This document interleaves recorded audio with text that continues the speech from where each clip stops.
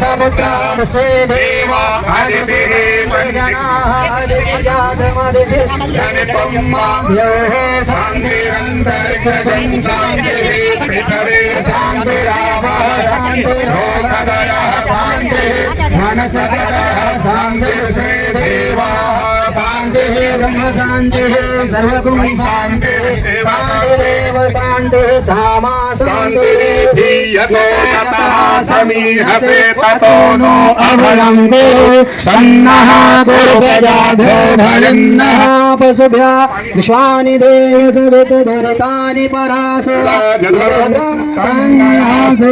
ओम अग्निर्देवता वातो देवता सूर्यो देवता चंद्रमा देवता वसो देवता रुद्रा देवता विषे देव देवतेन्द्रो देवता वरुणो देवता शांतिरंतरिक्षं शांतिः पृथ्वी शांतिरा। दोस्तों नमस्कार। आज मैं मलाड मड़ इलाके में मौजूद हूँ, जो कि कृष्णापाड़ा और शांतिनगर एरिया के नाम से इसको जाना जाता है।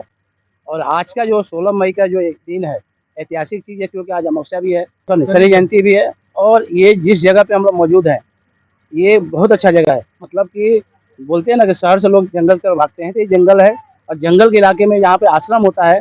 ये आने वाले समय में ये यहाँ पे आश्रम बनेगा। और आज जो मौजूद है पूजनीय श्री महामंडलेश्वर 1008 भगवती पुरी जी महाराज और निरंजनी अखाड़ा के हैं, जो मौजूद है, जो हम लोग बहुत सौभाग्यपूर्ण है कि आज हमारे साथ में है। जो आज आपने ये पूजा पाठ और जो अन्नदान का जो प्रोग्राम रखा है, आप बोल सकते हैं कि ये जो पूरा एरिया है आदिवासी समाज का एरिया है बहुत। तो आज मौजूद हैं और ये पूरे क्षेत्र को क्या मैसेज देना चाहेंगी कि जो यहाँ विकास अच्छा हो, लोगों का स्वास्थ्य अच्छा हो, लोगों का भविष्य अच्छा हो? पहली तो बात ये है कि अन्नदान मत बोलिए इसको, ये नारायण सेवा है। और हमारी तो कोई ये है नहीं हैसियत कि हम दान कर सकें, बट समझ लीजिए कि वो निमित्त मात्र हैं। महादेव की कृपा है, भगवती की कृपा है कि हमको चुना गया, हम ये लोग आए हैं, तो ये मेरा सौभाग्य है। और रही बात यहाँ पे ज़रूरत पड़ती है अन्न देने की, क्योंकि ज़रूरत है लोगों को। तो हम यहाँ पे आए हैं, तो जो कुछ भी ज़रूरत होगी महादेव की कृपा से और भगवती की कृपा से हम चाहेंगे कि वो सौभाग्य हमें प्राप्त हो कि हम कर पाएँ। तो जितना भी कुछ हो सकेगा सबके लिए मैं यही करने आई हूँ और यही करूँगी।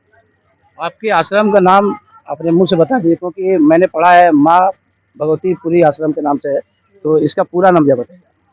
ये भगवतीपुरी आश्रम नाम तो वैसे ही डाला है, लेकिन ये भगवतीपुरी ही है। क्योंकि देखिए शिव क्या है, शिव एक चेतना है। जब हमारे मन में कोई इच्छा जागृत होती है तो वो एक चेतना के रूप में जागृत होती है, लेकिन जब हम उसको पूरा करना चाहेंगे तो हमको शक्ति की जागृति करनी होती है। जब हमारे जितने भी भगवान हैं उनको भी कभी कभी प्रॉब्लम आई है ना राक्षसों का, तो महिषासुर मर्दिनी, मधु कैटव विनाशिनी। तो हमेशा शक्ति, जब हमको कोई प्रॉब्लम खत्म करना होता है ना, तो शक्ति की जागृति करनी होती है। और मैं चाहती हूँ, ये तो एक बहाना है कि अन्नदान, या ये मैं चाहती हूँ कि हर किसी के अंदर वो शक्ति की जागृति हो, क्योंकि सबके अंदर वही बात है, भगवती है, शिव और शक्ति सबके अंदर है। जागृति करने की ज़रूरत है, कोई कुछ बिगाड़ नहीं पाएगा, है ना। देखा जाता है कि मनुष्य के हमेशा लालची होता है, और जो संत महापुरुष होते हैं बिल्कुल देश के लिए और लोगों के भविष्य की कामना करते हैं, उनके अच्छे स्वास्थ्य की कामना करते हैं। तो शायद आज लगता है कि आप इस रूप में यहाँ पर मौजूद है। लालची तो कोई नहीं होता, सबके अंदर वही आत्मा है। लेकिन अब किसी को अगर शरीर है तो भूख भी है, भूख लगती है। अगर वो पूरा नहीं होता और अगर उसने कुछ गलत कर दिया, वो ज़रूरी तो है, तो उसको कहते हैं लालची है। लालची बिल्कुल नहीं है, सब वही आत्मा है, परमात्मा के संतान है और सबके अंदर वही प्योर आत्मा है।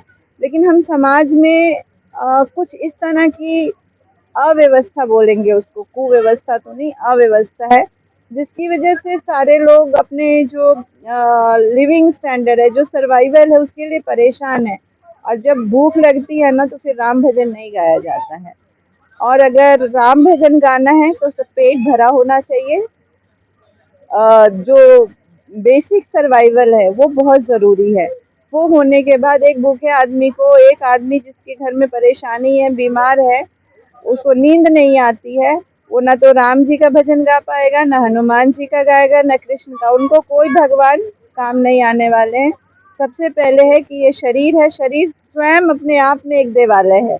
तो जब तक हम इसको सही न्यूट्रिशन इसको नहीं देंगे, न्यूट्रिशन तो छोड़िए, खाना नहीं मिलता है लोगों को, तो नहीं देंगे तब तक कुछ आगे हो नहीं सकता है। अगर धर्म के मार्ग पे चलना है, अगर सत्य के मार्ग पे चलना है, अगर शांति चाहिए समाज में, तो हमको सिर्फ अब ये जागृति करनी होगी कि सब लोग जो हैं हमारे पार्ट ही हैं।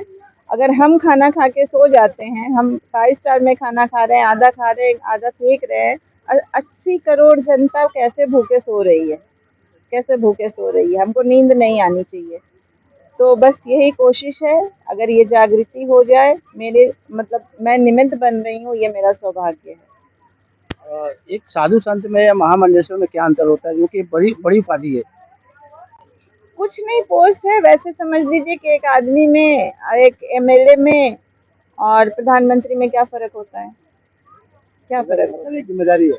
जिम्मेदारी है ये बहुत बड़ी। ये एक गुरु की पदवी होती है और वो इसलिए होती है कि हम कुछ गाइड कर सकें समाज में। बाहर की तरफ इतनी सारी डिस्टर्बिंग चीज़ें हैं कि लोगों का ध्यान चला जाता है बाहर की तरफ, तो हम उसको टाइम टू टाइम गाइड कर सकें, इसलिए ये पदवी दी जाती है।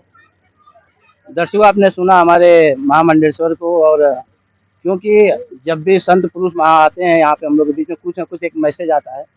और यहाँ पे मैं क्या, सभी लोग जो जितने लोग यहाँ आए प्रसाद लिए हैं, मुझे लगता है यहाँ पे आश्रम कुछ ही समय में बनना चालू हो जाएगा और इस क्षेत्र को एक अच्छा विकास मिला, लोगों को एक अच्छा लाभ होगा, धार्मिक रूप में चाहे सामाजिक रूप में, किसी भी रूप में। आ चुका है, अब इसमें और बाकी चीज़ें बनानी। आश्रम तो चालू हो चुका, आज के दिन से आश्रम स्टार्ट है।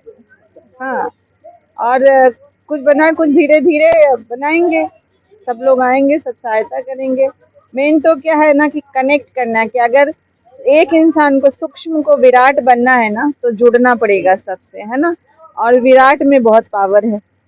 कृष्ण ने अपना स्वरूप दिखाया विराट में, तो हर किसी को अगर अपना स्वरूप देखना है विराट में, तो विराट को अंगीकार करना पड़ेगा। हर एक इंसान में वो भगवती और वो शिव को देखना पड़ेगा। सब जब एक हो जाएंगे तो फिर कोई प्रॉब्लम ही नहीं है ना। एक वर्ड और है, शिव जब लिखते हैं और उसमें से ई मात्रा हटा दी जाए तो सब हो जाता है। तो संक्षिप्त में जरा बताएं। शिव में ई जो है ना, वो शक्ति का है प्रतीक। शव और शिव की बात नहीं है। जब शिव एक चेतना है, हमारे मन में कोई जागृति होती है, कुछ अच्छा काम करें, या ऐसी भी जागृति हो कि हमको भूख ही लगी है, लेकिन ये इच्छा जागृत हुई, लेकिन हमको खाना खाने के लिए कुछ शक्ति का संचार तो चाहिए। तो जो ई है ना, वो शक्ति है, माँ है। इसलिए आपने अर्धनारीश्वर देखा होगा, शिव और शक्ति। शिव नहीं है, शक्ति शिव के अंदर से है, और शिव शक्ति के बिना नहीं है। दुनिया में कुछ भी क्रिएशन होगा तो एक चेतना की जरूरत होगी और एक उसको कर पाने की शक्ति की जरूरत है। तो ये शक्ति की जरूरत हमको अपने अंदर ही है। शिव ने अगर ये चेतना डाली है कि हमको कुछ अच्छा करना है, तो शक्ति जागृत करनी होगी। अगर नहीं हो रहा है तो बाकी कुछ नहीं है। सर्वावस्थांगतोऽपि वा यस्मृत् पुण्डरीकाक्षं सभायाभ्यन्तरशुचिः पुनात पुण्डरीकाक्ष पुनात पुण्डरीकाक्ष हस्तौ प्रक्षाल्य। माताजी थोड़ा सा हाथ धो लेंगे, हस्तौ प्रक्षाल्य, राइट हैंड से आचमन कराएंगे। ओम केशवाय नमः स्वाहा, ओम नारायणाय नमः स्वाहा, ओम माधवाय नमः स्वाहा, ऋषिकेशाय नमः हस्तौ प्रक्षाल्यः। भाले स्वस्ति नक्षरणं वा ओम श्रेष्यते लक्ष्मीश पुन्नापहोरात्रे पार्श्वे नक्षत्राणि रूपमसिनो व्याप्तं वा इषणं विखाणं मयि खाण सर्वलोकं मयि खाण। रक्षा सूत्र भी बांधा गया था, फिर से बांध लीजिए। ओम एनवद्धो बलि राजा दानमिंद्रो महाबलः तेन त्वां प्रतिबदनामि रक्षेमाचल माचल। कंकड़ बंधनम वा, इससे तोड़ दीजिए पंडित जी। हरि ही ओम वा। हाथ में फूल चावल दीजिए, हाथ में फूल